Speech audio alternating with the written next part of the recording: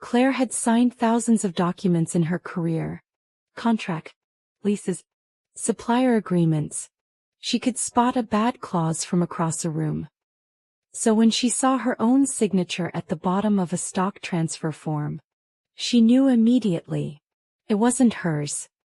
10 years of work, one page, and she hadn't written a single letter of it. 10 years earlier, Claire Whitfield was 28, 4 months married and completely broke. She and her husband Daniel started Harrogate Design Studio out of a spare bedroom, with a laptop, a card table and $1,100 between them. Daniel handled sales. Claire handled everything else: the contracts, the clients, the late nights, the years where they paid themselves nothing so they could pay their 2 employees. By year 6, Harrogate had 18 employees and a client list that included 2 regional retail chains. By year 9 it was worth an estimated $4.2 million. And every legal document, every founding paper, every operating agreement had one specific clause in it.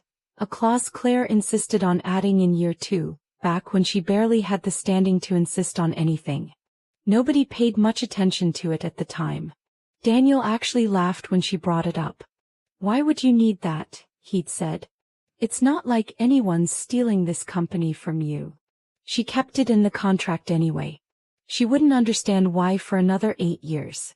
It was a Tuesday, nothing about it was supposed to matter.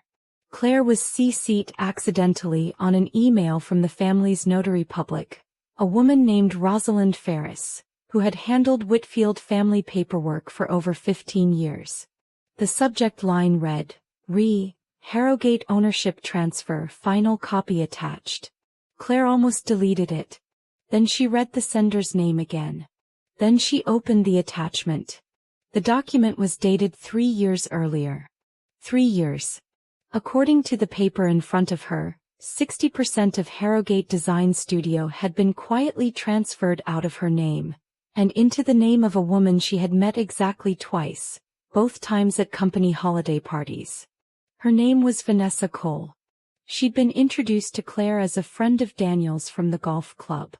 Vanessa had been the company's silent majority owner for 3 years, and Claire had spent those 3 years working 60-hour weeks to grow a business she no longer owned most of. Claire's first instinct was Daniel. It's always the husband, isn't it? But something didn't add up. Daniel wasn't a details person. He'd never once read a contract fully in 10 years of marriage. He barely knew what a stock transfer was. So Claire called the one person who did understand paperwork, who had access to the family's original legal documents, who had, in fact, been the one to introduce Daniel to the family's original startup attorney. Daniel's mother, Eleanor Whitfield. It took Claire 2 days of quiet digging to understand what had actually happened. Eleanor had never approved of Claire, not out loud. Eleanor was too controlled for that, but in the small ways that mattered. The comments about Claire working too much to be a real wife. The suggestion made more than once that the company should really be in the family's name, not just Claire's. Vanessa Cole wasn't Daniel's mistress in the way Claire first assumed. She was Eleanor's goddaughter, and as Claire would later discover, the appointed trustee of a holding structure Eleanor had set up specifically to move Harrogate's ownership out of Claire's control if the marriage ever ended. Eleanor hadn't been planning for infidelity. She'd been planning for divorce for years, just in case her son ever needed protecting from the woman who built his company. Daniel had signed the paperwork Eleanor put in front of him, the same way he signed everything his mother handed him without reading it. He hadn't betrayed Claire on purpose. He just never bothered to notice that he was. Claire went back to the original founding agreement, the one she'd insisted on in year 2, the one Daniel had laughed at.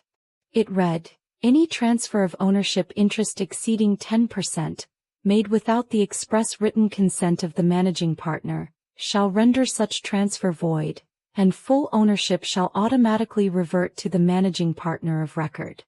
Claire was the managing partner. She had never signed the transfer. The signature on Vanessa's copy wasn't a forgery of convenience. It was a forgery that had never been legally valid in the first place, Because the clause made any transfer without her consent automatically void, forged signature or not. Eleanor hadn't outsmarted Claire. She'd built an entire scheme on top of a contract she never actually read. Claire didn't scream. She didn't confront anyone at a dinner table the way these stories sometimes go. She filed a motion quietly backed by 10 years of financial records showing exactly who built the company, who signed every real document, and a clause that had been sitting in a drawer for 8 years waiting. 6 weeks later, a judge ruled the transfer void from its inception. Full ownership reverted to Claire, retroactively as if Vanessa Cole had never held a single share. Eleanor was not present in the courtroom. She sent Daniel instead. Claire kept the company. She did not keep the marriage. Daniel asked her months later why she'd added that clause all those years ago, back when they had nothing, back when it seemed almost paranoid to plan for a betrayal that hadn't happened yet. Claire didn't have a dramatic answer. I read contracts for a living, she said. I've just never trusted a room I couldn't see the exit of. She never confronted Eleanor directly. He didn't need to. The paperwork did it for her. If you've ever protected yourself with something everyone laughed at, a clause, a document, a decision that felt like overkill at the time, tell us in the comments. Sometimes the smartest revenge isn't loud. It's just already written down waiting.